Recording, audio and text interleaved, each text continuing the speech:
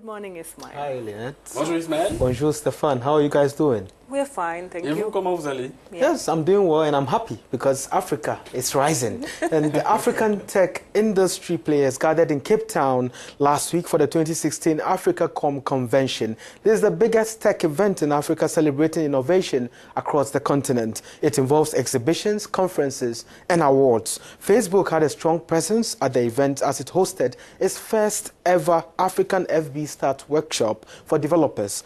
Facebook also shared how it is empowering local retailers and entrepreneurs with Internet.org's Express Wi-Fi program. More than 150 developers and entrepreneurs gathered for their event. In previous segments, we discussed about Facebook's Express Wi-Fi, which empowers local entrepreneurs to provide quality internet access to their communities and make a steady income. This is how Facebook Express Wi-Fi works. The entrepreneurs work with local internet service providers or mobile operators to use a software provided by Facebook to connect Wi-Fi signals to their communities for a fee. The program is currently run in Tanzania, Nigeria, and South Africa. It will soon be rolled out to Ghana and other parts of Africa. Well, on AfricaCom 2016, they had an award ceremony, and the award ceremony was held to celebrate initiatives that improve connectivity and digital transformation across the continent. 13 winners were awarded out of over 100 entries, and the Best App for Africa award went to Mauritius Telecom for its Traffic Watch Mauritius app. The Best Mobile Financial Service was picked by Mahindra Conviva for Airtel Money Tanzania. The Best Pan-African Initiative was awarded to Brick for its Kio Kit, also described as a digital classroom in a box. This device, designed in Kenya, connects to the internet and is self-powered to give children in the rural communities access to education materials online.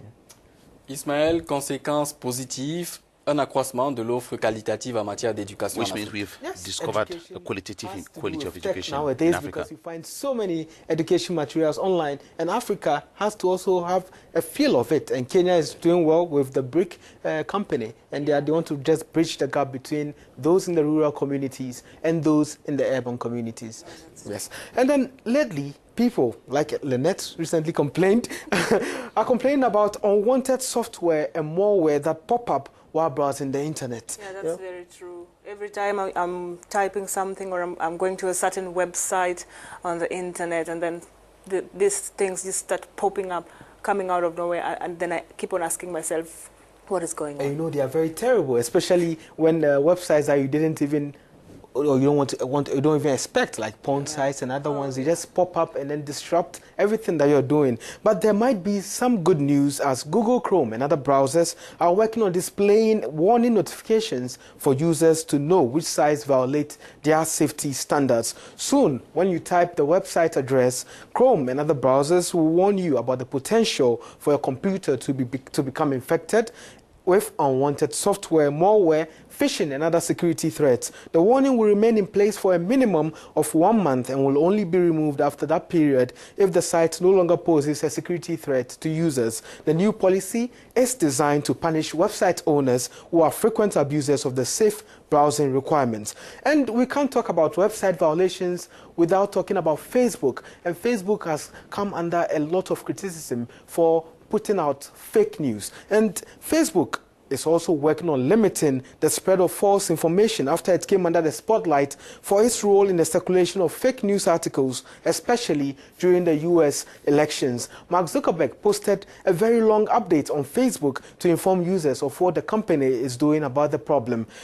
Among other measures, Facebook will be flagging some articles as false and showing warnings when people read or share them. He failed to give a timeline as to when it will be implemented. You know, Facebook allows people to pay for their articles to circulate. Yeah, and exactly. So many fake news websites pay and then put out these information. And they are saying it affected the US election because Hillary could have won. But people they believed all the fake news they found on Facebook. Oh, that's why they voted for Trump. Très intéressant. But what I would really want, okay, I don't know, but Facebook. Yeah. These messages, I don't know how they can be stopped, but these messages of people saying type amen 3 times, forward this to your neighbors 350 times, you know, this kind of things. How can this be stopped? I think we should look at that as Well, well you can in report our them. next. That's the best you could do, to report them. Okay, thank you very much, Ismail, for your very interesting segment. Hope to see you next week.